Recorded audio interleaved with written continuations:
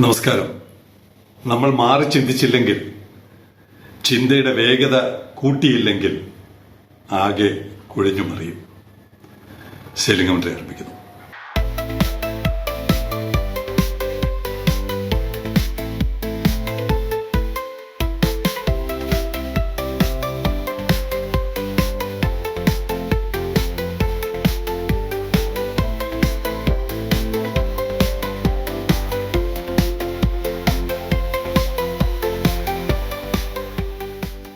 നമ്മുടെ മുന്നിലൂടെ കടന്നു പോകുന്ന കപ്പലുകളെ ആശ്രയിച്ചാണല്ലോ നമ്മൾ സ്വപ്നങ്ങൾ നെയ്തു കൂട്ടുന്നത്.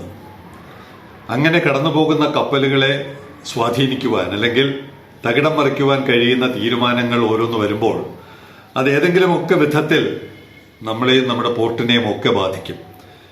ഇവിടെ പോർട്ടും നമ്മളുമെന്ന് ഉദ്ദേശിച്ചത് ഗൾഫിൽ നിന്ന് തിരിച്ചു വരാൻ സാധ്യതയുള്ള, അല്ലെങ്കിൽ ഗൾഫിൽ നിന്ന് അയക്കുന്ന റെമിറ്റൻസ് ഭീകരമായി കുറയാൻ സാധ്യതയുള്ള, അത് കുറഞ്ഞാൽ നമ്മുടെ സർക്കാർ തന്നെ, പുതിയ സർക്കാർ തന്നെ തകിടം മറിയും. അത്തരത്തിലുള്ള നീക്കമാണ് ഇറാന്റെ ഭാഗത്ത് നിന്ന് വന്നിരിക്കുന്നത്. ഇറാൻസ് ന്യൂലി ഫോംഡ്, പുതുതായിട്ട് അവരൊരു അതോറിറ്റി രൂപീകരിച്ചു.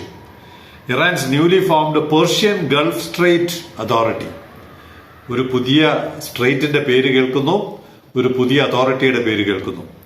Persian Gulf strait authority has declared a controlled maritime zone across the Strait of Hormuz. ഹോർമോസിന് കുറുകെ ഒരു പുതിയ അധികാര കേന്ദ്രം വരികയാണ്. ഇനി അവരുടെ പെർമിഷൻ ഇല്ലാതെ അങ്ങോട്ടും ഇങ്ങോട്ടും ഒന്നും പോക്ക് നടക്കില്ല. Requiring all transit vessels to seek coordination and authorization before passing through. ഇത്രയും നാൾ ഉണ്ടെങ്കിൽ പോലും ഇപ്പോൾ കുറച്ചുകൂടെ നിർവചനമൊക്കെ കുറച്ചുകൂടെ വ്യക്തമാക്കിയിട്ടുണ്ട്. അവരുടെ സമ്മതമില്ലാതെ, സമ്മതം എന്ന് പറയുമ്പോൾ ടോളായിരിക്കാം, അതൊന്നും ഒരു വ്യക്തമാണ്, പക്ഷെ അതിനകത്തുണ്ട്, ബിറ്റ്വീൻ ദ ലൈൻസ് അതെല്ലാം ഉണ്ട്. To seek coordination and authorization, ഈ രണ്ട് വാക്കിനകത്ത് അവരുദ്ദേശിക്കുന്ന കാര്യങ്ങളൊക്കെ ഉണ്ട്. ഇത് ആഗോള ഏകദേശം ലോകത്തിന്റെ 20% എണ്ണയാണ് ഓരോ ദിവസവും കടന്നു വരുന്നത്. എണ്ണ മാത്രമല്ല, കണ്ടെയ്നറും ബൾക്കും ഒക്കെയുള്ള LNG, LPG ഇതെല്ലാം വരുമ്പോൾ അത് ഇന്നലെ വരെ സംഭവിച്ചതുപോലെ, ഫെബ്രുവരി 28 മുമ്പ് നടന്നിരുന്നത് പോലെ ഇനി നടക്കാൻ സാധ്യതയില്ല. അങ്ങനെ ഒരു ഏജൻസിയെ തന്നെ പേർഷ്യൻ ഗൾഫ് സ്ട്രേറ്റ് അതോറിറ്റി, നമ്മൾ സൂയസ് കനാൽ അതോറിറ്റി കേട്ടിട്ടുണ്ട്, പനാമ കനാൽ അതോറിറ്റി കേട്ടിട്ടുണ്ട്.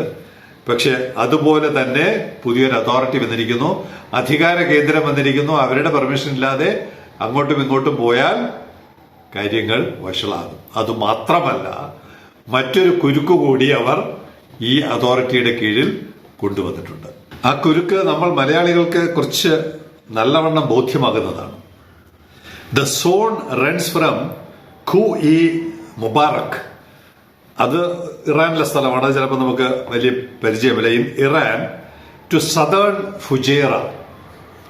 ഫുജറയ്ക്ക് ഇപ്പുറം, ഫുജറ അവരുടെ വലയത്തിനകത്താക്കി. കോർഫക്കാനും ഫുജറയും അവരുടെ വലയത്തിന്, അവരുടെ അധികാര പരിധിക്കകത്ത് അവർ കൊണ്ടുവന്നു എന്നാണ് ഈ ഉത്തരവ് പ്രകാരം പറയുന്നത്. Iran to southern Fujairah in the UAE at the eastern entrance. കിഴക്ക് വശത്തെ എൻട്രൻസിന്റെ ഭാഗത്ത് ഫുജറയും കോർഫക്കാനും ഒക്കെ ഈ പുതിയ പേർഷ്യൻ ഗൾഫ് സ്ട്രേറ്റ് അതോറിറ്റിയുടെ കീഴിൽ വന്നിരിക്കുകയാണ്. അവർ നിശ്ചയിച്ചിരിക്കുകയാണ്. To the tip of Qeshm Island, മറുവശത്ത് ഇറാന്റെ ഒരു ഐലൻഡ് ഉണ്ട്, Qeshm Island. In Iran across, അവിടെ നിന്ന് മുതൽ, ആ ഐലൻഡ് മുതൽ, ചിത്രം കാണുമ്പോൾ അത് കുറച്ച് വ്യക്തമാകും, ഉമൽ ഖ്വൈൻ വരെ, UAE ഉമൽ ഖ്വൈൻ വരെ. In the UAE at the western entrance, മറുവശത്തുള്ള എൻട്രൻസിന്റെ അധികാര പരിധി അവര് ഇറാന്റെ ഖ്വാഷം ഐലൻഡ് മുതൽ ഉമൽ ഖ്വൈൻ വരെ വന്നിരിക്കുന്നു. ഉമൽ ഖ്വൈൻ എന്ന് പറയുമ്പോൾ ഏകദേശം അജ്മാൻ, ദുബായ്, ഷാർജ, അജ്മാൻ വരെ എത്തി. അജ്മാന്റെ അപ്പുറം അവർ അധികാര പരിധി വെച്ചിരിക്കുന്നു. റാസൽ കൈമാൻ അകത്താണ്. ഫുജറയും കോർഫക്കാനും റാസൽ കൈമയും ഒക്കെ അകത്താകുന്ന തരത്തിലാണ്, അല്ലെങ്കിൽ പേർഷ്യൻ ഗൾഫ് സ്ട്രേറ്റ് അതോറിറ്റിയുടെ അധികാര പരിധിയിൽ കൊണ്ടുവരുന്നതാണ് ഈ കുരുക്ക്. എന്ന് പറഞ്ഞാൽ ഇതൊരു ഒന്നൊന്നര കുരുക്കായിരിക്കും. The defined zone extends into waters that the UAE and Oman regard as falling within their own jurisdiction. ഇവരുടെ രണ്ടുപേരുടെയും ജൂറിസ്ഡിക്ഷൻ ആണ്. നമ്മൾ പറയാറില്ലേ 12 നോട്ടിക്കൽ മൈൽ, 24 നോട്ടിക്കൽ മൈൽ ഓരോ രാജ്യത്തിന്റെയും അധികാര പരിധിയിൽ വരുന്നതാണ്. ഇറാൻ അതൊക്കെ ലംഘിച്ചുകൊണ്ടാണ് നീട്ടി വരച്ചിരിക്കുന്നത്. ഫുജറ അടക്കം ഉമൽഖ്വേൻ അടക്കം നീട്ടി വരച്ചിരിക്കുമ്പോൾ അത് അന്തർദേശീയ നിയമങ്ങളെ പോലും ലംഘിച്ചിരിക്കുകയാണ്. The geography coordinates Iran has chosen extend the claim zone into waters that the UAE and Oman consider their own. അവരുടേതെന്ന് കരുതുന്ന, ഇന്ത്യയുടേതെന്നും ചൈനയുടേതെന്നും പറയുന്ന വളരെ പ്രശസ്തമായ ഒരു തിയറി ഉണ്ടല്ലോ. അതുപോലെ ഒമാനും UAEയും അവരുടേതെന്ന് കരുതുന്ന കടൽ, ആ പരിധി പോലും ലംഘിച്ചുകൊണ്ടാണ് ഇറാൻ ഇത് നിശ്ചയിച്ചിരിക്കുന്നത്. Making this as much a sovereignty provocation as a shipping notice. പരമാധികാരമാണ് ഈ രാജ്യങ്ങളുടെ, ഒമാന്റെയും UAEയുടെയും പരമാധികാരത്തെ തന്നെ വെല്ലുവിളിക്കുന്നതാണ് ഇറാൻ നടത്തിയിരിക്കുന്ന ഈ പുതിയ നീക്കം എന്നുള്ളതാണ് ഈ പുതിയ വാർത്തയിലൂടെ നമ്മൾ അറിയുന്നത്. ഇറാൻ ഹാസ് യൂണിലാറ്ററലി, ഇതൊരു അന്തർദേശീയ വിഷയമാണ്, പക്ഷേ ഇറാൻ ഒറ്റയ്ക്ക് അങ്ങ് തീരുമാനിച്ചു. Iran has unilaterally declared a controlled maritime zone across the strait of Hormuz.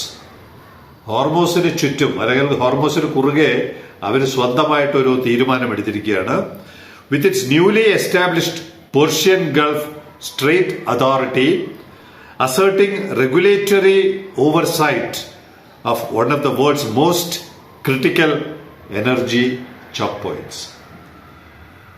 Energy വരുമ്പോൾ തന്നെ അവിടെ തന്നെ നമ്മുടെ പെട്രോളിന്റെ വില കൂടുന്നു, ഡീസലിന്റെ വില കൂടുന്നു, LPGയുടെ വില കൂടുന്നു, CNGയുടെ ഓട്ടോറിക്ഷയുടെ സകല രംഗത്തും വിലക്കയറ്റം ഉണ്ടാക്കാൻ കഴിയുന്ന ഒരു വിഷയമാണ് ഇറാന്റെ ഈ കടുത്ത നടപടി.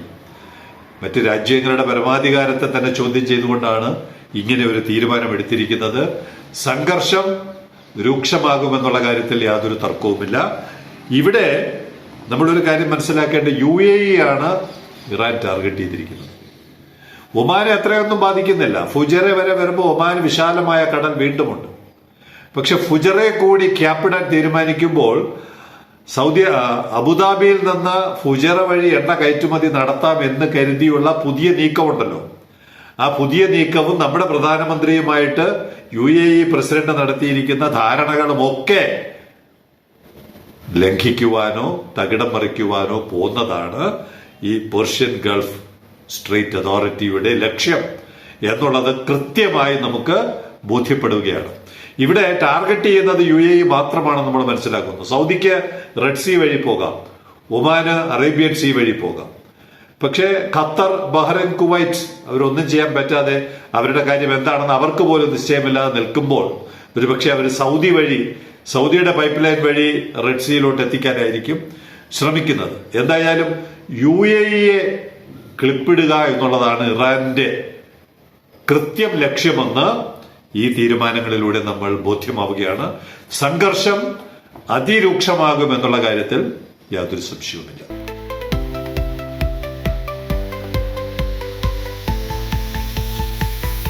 സംഘർഷങ്ങളെ എങ്ങനെയെങ്കിലും ഒന്ന് തണുപ്പിക്കാൻ വേണ്ടി മദ്രാസിൽ നിന്ന്, ചെന്നൈയിൽ നിന്ന് ഒരു കണ്ടെയ്നറിൽ കുറച്ച് ഐസ്ക്രീം കയറ്റി വിട്ടു.